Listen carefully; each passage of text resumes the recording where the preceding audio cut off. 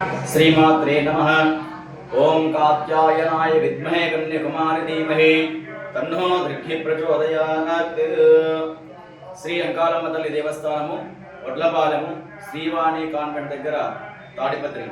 శ్రీ అంకాలమ్మ తల్లి దేవస్థానంలో ఆషాఢమాస అమావాస్యను పురస్కరించుకొని 12వ తారీఖు అనగా వచ్చే బుధవారం రోజు అమ్మవారికి ముఖ్యంగా ఉదయాన్నే కలశాభిషేకము మరియు పంచామృతాభిషేకము, తదుపరి నానావిధ రకములైనటువంటి పండ్లు, ఫలాలు, ఆకుకూరలు, కూరగాయలతో శాకాంబరీ దేవిగా అలంకరణ, కుంభ మహోత్సవ కార్యక్రమము, గండ దీపోత్సవము, కూష్మాండ నారికైలిత్య ఛేదన, మహామంగళహారతి, తీర్థప్రసాద వినియోగము జరుగును.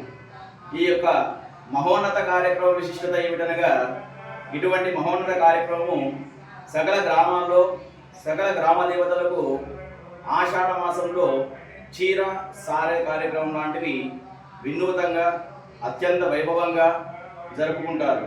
అలాగే మనం కూడా మన అంకాలమ్మ తల్లికి ఈ యొక్క మహోన్నత కార్యక్రమాన్ని చేయదలిచినాము. అంతేకాకుండా ఈ మహోన్నత కార్యక్రమంలో మన రాష్ట్రంలోకెల్లా కేవలం ఒక శ్రీశైల దేవస్థానంలో మాత్రమే జరుగుతుంది. ఈ శ్రీశైల దేవస్థానంలో ప్రతి శ్రీరామనవమి అయిన తర్వాత ఆరుద్ర నక్షత్రాన్ని పురస్కరించుకొని స్వామివారి కైంకర్యములో భాగంగా ఒకరోజు శుభముహూర్తమున స్వామివారికి కుంభోత్సవము, అమ్మవారికి కూష్మాండ నారికేరిత్య ఛేదన మరియు అయ్యవారి దేవస్థానం నుంచి అమ్మవారి దేవస్థానంలోకి గండదీప సేవ అనే కార్యక్రమం చాలా వైభవంగా జరుగుతుంది. ఈ కార్యక్రమాలన్నీ కూడా శ్రీశైల దేవస్థానంలో ముందుగా నంది సర్కిల్లో ఉన్న శ్రీ అంకాలమ్మ తల్లికి జరిగిన తర్వాతనే వీరభద్ర స్వామి వారి దగ్గర జరుగుతుంది. తదుపరి అయ్యవారికి అమ్మవారికి ఈ కార్యక్రమాలు జరుగుతాయి. కాబట్టి ముఖ్యంగా అంకాలమ్మ తల్లికి కుంభ మహోత్సవం చాలా ప్రీతికరమైనది. కాబట్టి మన తాడిపత్రిలో కూడా కర్ణాటక బ్యాంకు వెనుకల శ్రీవాణి కాన్వెంట్ దగ్గర కొలువై ఉన్న శ్రీ అంకాలమ్మ తల్లి దేవస్థానంలో యథావిధిగా శ్రీశైల దేవస్థానంలో చేస్తారో అదేవిధిగా మన అంకాలమ్మ తల్లి దేవస్థానంలో కూడా జరుగుతున్నది.